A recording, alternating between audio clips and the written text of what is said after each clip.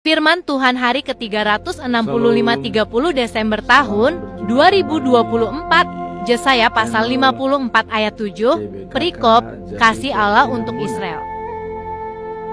Firman Tuhan pada hari ini, di hari yang ke-365, tanggal 30 Desember tahun 2024, diambil dari kitab Yesaya pasal 54 ayat yang ke-7 dengan perikop kasih Allah untuk Israel. Sebagai nats adalah sebagai berikut: hanya sesaat lamanya aku meninggalkan engkau, tetapi karena kasih sayang yang besar, aku mengambil engkau kembali. Firman Tuhan. Nah, kemudian bacaan pagi diambil dari 2 Tesalonika pasal 2 ayat 15 sampai dengan 17. Pekerja yang mendapat pujian. Bacaan malam diambil dari 1 Korintus pasal 3 ayat 8 sampai dengan 13. Pelayan Allah. Tetap seperti biasanya, kita akan mencoba membahas pedoman kita selama bulan Desember dengan topik kenakanlah perlengkapan senjata terang, dan dijabarkan dalam Yohanes pasal 1 ayat 9. Terang sesungguhnya yang menerangi setiap orang sedang datang dalam dunia. Sedang datang dalam dunia, kita tahu Desember tanggal 25 Desember kita telah merayakan kedatangan Tuhan Yesus yang ditulis dalam Lukas pasal 2 ayat 11. Hari ini telah lahir di kota Daud Juru Selamat dunia, yaitu Yesus Kristus. Kemudian kita melihat bahwa kelahiran Tuhan Yesus itu sudah disebutkan sebelumnya dalam Yohanes pasal 1 ayat 14. Dikatakan sebagai berikut: Sabda jadi manusia, tinggal di antara kita. Kita melihat keagungannya, diterima sebagai anak tunggal Bapa. Melalui Dia kita melihat Allah. Melalui Dia kita melihat Allah. Dia sebagai anak tunggal Bapa. Nah, kemudian di dalam Yohanes pasal 3 ayat 14 dikatakan, ya, begitu besar kasih Allah akan dunia ini, sehingga Ia mengaruniakan anaknya yang tunggal,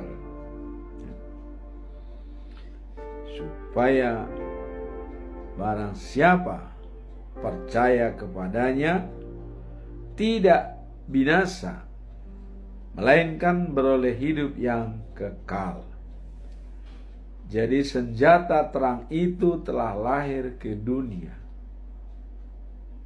Dikatakan dalam Injil Lukas pasal 2 ayat 11. Dan itu sudah dinubuatkan sebelumnya. Sekarang kita melihat apa kelanjutan daripada kedatangan Yesus ke dunia ini.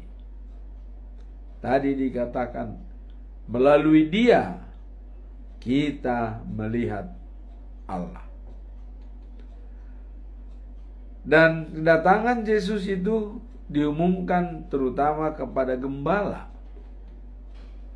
Nah, sehingga gembala-gembala ditemui oleh malaikat dan mereka mendapat sinar cahaya yang terang dan melihat bintang terang di sebelah timur.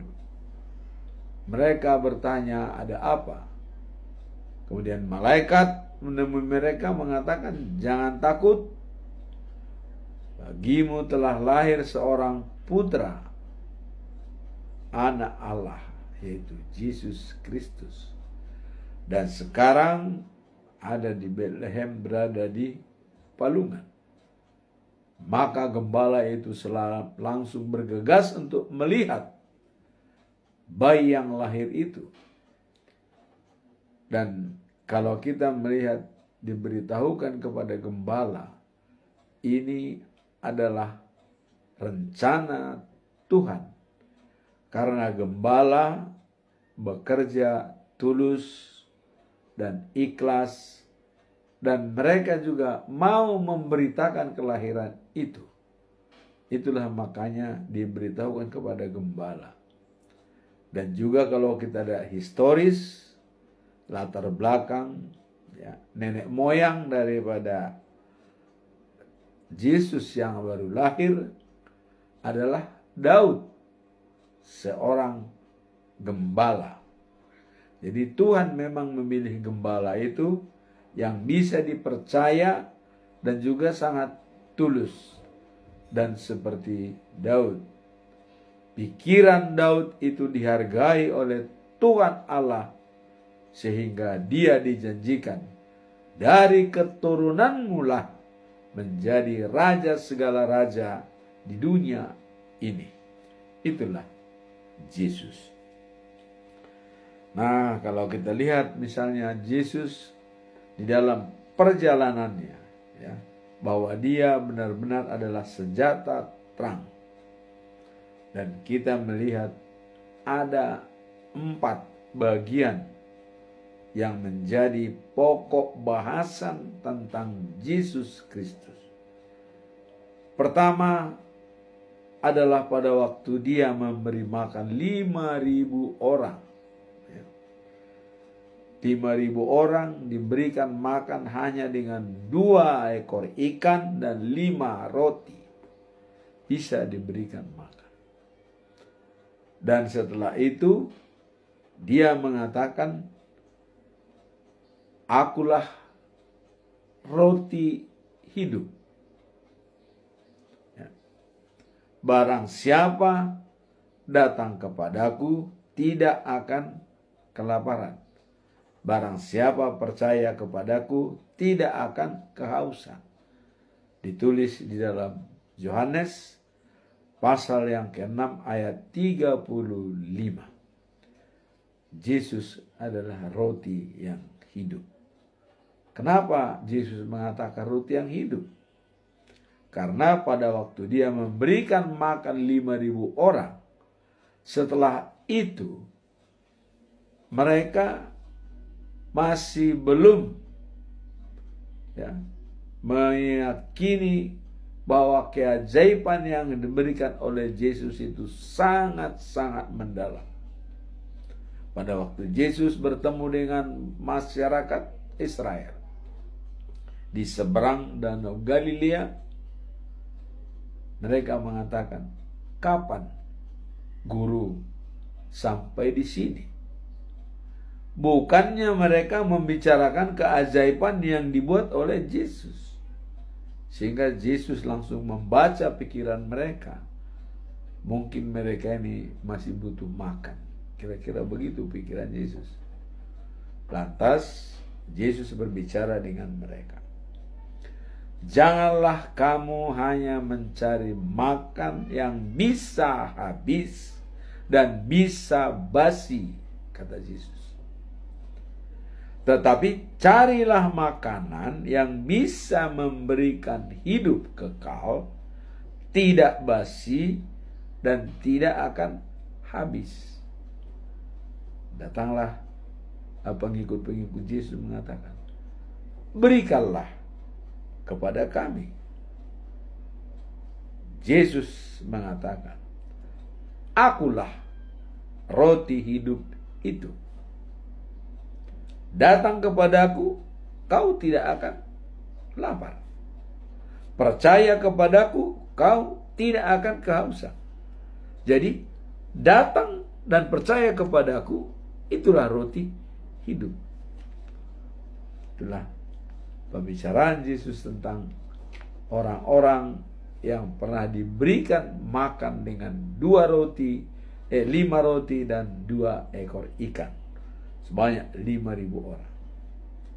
Nah, kemudian setelah Yesus berbicara dengan mereka dan Yesus menyampaikan terang dunia yang datang itu menerangi kegelapan dan melawan kegelapan, belenggu-belenggu yang membuat gelap. Sehingga Yesus mengatakan, akulah terang dunia, katanya. Barang siapa mengikuti aku, dia tidak akan berada dalam kegelapan. Berada dalam kegelapan adalah kuasa daripada iblis. Ya. Jadi kalau kita masih dalam kegelapan, itu berada dalam kuasa iblis, sehingga kita tidak terbuka, tertutup. Ya. Dan God spot kita itu ditutup oleh belenggu-belenggu, barrier-barrier yang sangat-sangat bisa merusak kita. Maka Yesus mengatakan, akulah terang dunia untuk menerangi semua itu. Barang siapa mengikuti aku, dia akan berjalan dalam terang. Dia tidak lagi dikuasai kegelapan. Nah, itulah kedatangan Yesus. Poin yang kedua. Nah, kemudian poin yang ketiga. Pada saat Yesus mau naik ke sorga, setelah dia bangkit dari liang kubur, ya, hidup, dia mengatakan kepada murid-muridnya, kalian jangan gelisah, karena aku akan berangkat menuju Bapa, supaya menyediakan tempat bagi kalian. Dan kalian pun pasti tahu jalannya, karena kalian sudah muridku selama ini, pasti tahu jalannya. Nah, Thomas berbicara, bagaimana kami tahu jalan menuju kepada Bapa? Tidak mungkin kami bisa ke sana. Bagaimana jalannya? Kata Thomas. Datanglah Yesus. Wah, Thomas, sebenarnya kalian sudah tahu, percaya kepadaku dan juga percaya kepada Bapa. Dan akulah jalan, kebenaran, dan hidup. Tidak ada yang bisa sampai kepada Bapa tanpa melalui aku. Jadi di sini sudah ditekankan oleh Yesus bahwa akulah jalan, kebenaran, dan hidup. Tidak ada yang sampai kepada Bapa tanpa melalui aku. Datang Filipus. Wah, ini tidak bisa sampai kepada Bapa. Tunjukkan Bapa itu di mana, ya, supaya kami puas, kata Filipus. Filipus ingin kepuasan, bukan hidup yang kekal. Dia supaya puas, tunjukkan Bapa itu, katanya. Datanglah Yesus menjawab, Filipus, saya kira kamu sudah lama bersama dengan saya. Harusnya kalian sudah tahu siapa saya, tapi kok malah bertanya, belum tahu siapa saya. Maka Yesus mengatakan, melihat aku sama dengan melihat Bapa. Inilah kebenaran firman Tuhan, bahwa Yesus sama dengan Bapa. Ya. Dikatakan, melihat aku sama dengan melihat Bapa. Dan otoritas ini, ya, diberikan kepada Yesus pada saat dia dibaptis di sungai Yordan. Bagaimana waktu dia dibaptis? Kita lihat Yohanes Pembaptis begitu ditenggelamkan, dia bangkit. Apa yang terjadi? Langit terbuka, ya. Setelah langit terbuka, turunlah dari atas seperti roh Allah, berbentuk merpati dan hinggap di atas Yesus. Disinilah Yesus dilantik oleh Tuhan Allah. Allah mengatakan kepada semua supaya mendengar orang-orang yang hadir di sungai Yordan.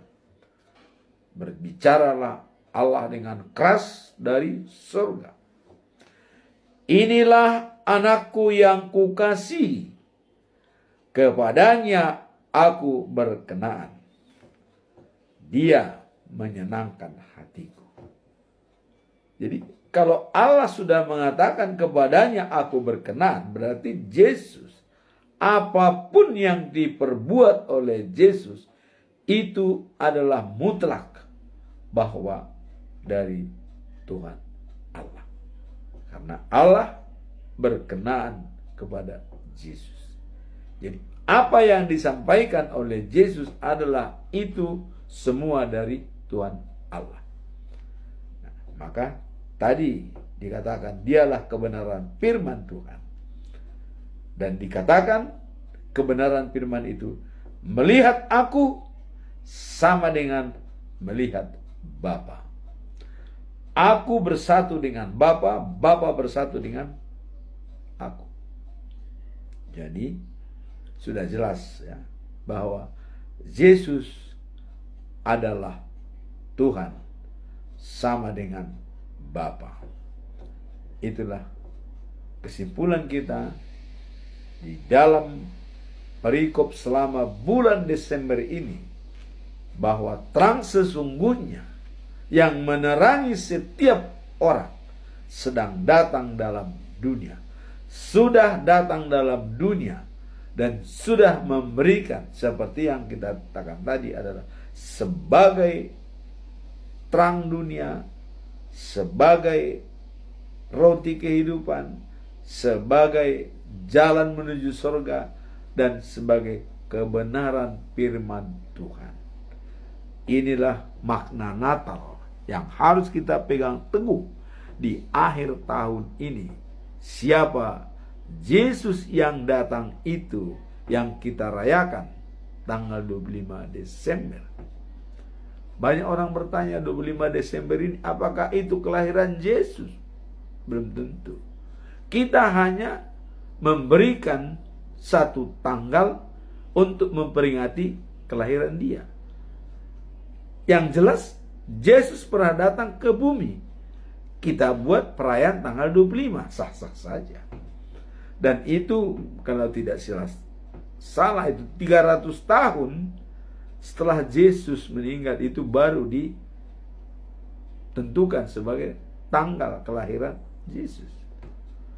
Dan itu pun sebenarnya adalah pada waktu perayaan Dewa Matahari. Itu perayaan. Nah, sehingga ya, dengan perayaan Dewa Matahari bukan berarti kalau kita merayakan itu kita merayakan Dewa Matahari. Tidak. Ya. Artinya supaya meyakinkan kita kepada Yesus. Kenapa dibuat tanggal 25 Desember sama dengan hari rayanya Dewa Matahari? Supaya masyarakat itu berubah haluan dari menyembah Dewa Matahari menjadi menyembah Yesus yang lahir itu.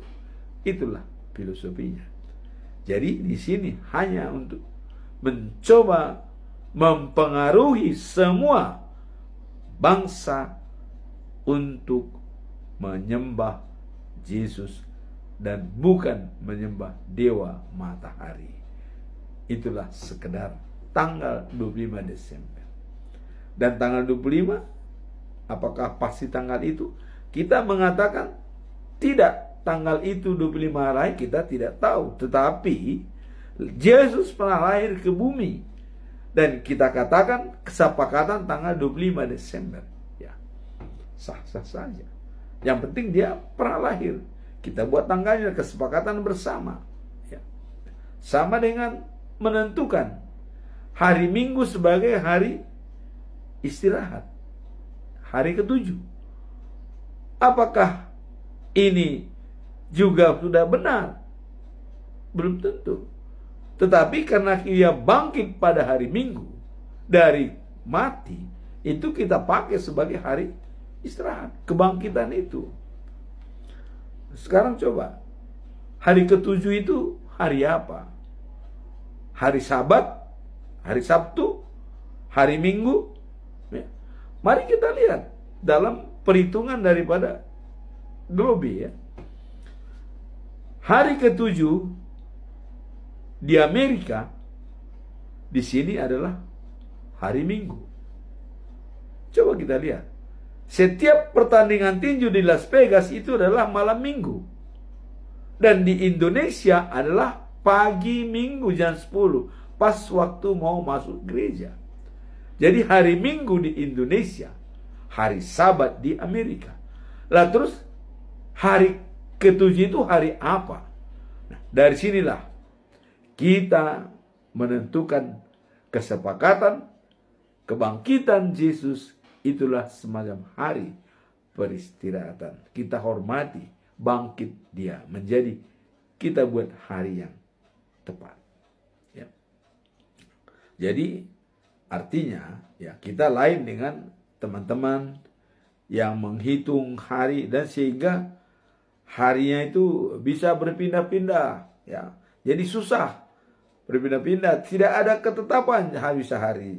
Bisa Februari sampai Desember itu berubah-ubah, kadang-kadang dirayakan oleh teman-teman ya, seperti ya agama Islam ya, itu kan berubah-ubah harinya. Karena mereka masih melihat hilal, melihat hari menghitung ya. It's okay. Tidak jadi masalah. Tapi bisa bikin repot memang karena ada perbedaan perhitungan atau kalau tidak kelihatan hilal bagaimana? Nah, jadi kita menentukan adanya suatu kesepakatan dan tidak merubah nilai daripada persembahan kita kepada Tuhan. Jadi hari ke-7 Advent itu hari Sabat. Bagi Kristiani itu hari Minggu karena bangkitnya Yesus. Tidak masalah. Karena kita lihat tadi di Amerika hari ke-7 hari Sabat. Dan pada jam yang sama di Indonesia adalah hari Minggu. Nah, jadi ya kita menentukan itu. Itulah ahli-ahli pikir daripada umat Kristiani membuat semacam kesepakatan hari Minggu di seluruh dunia hari Minggu ya. Nah, memang di Amerika hari Minggu, di sini hari Senin ya. Nah, jadi tapi yang jelas kita sepakat membuat hari Minggu hari ke-7.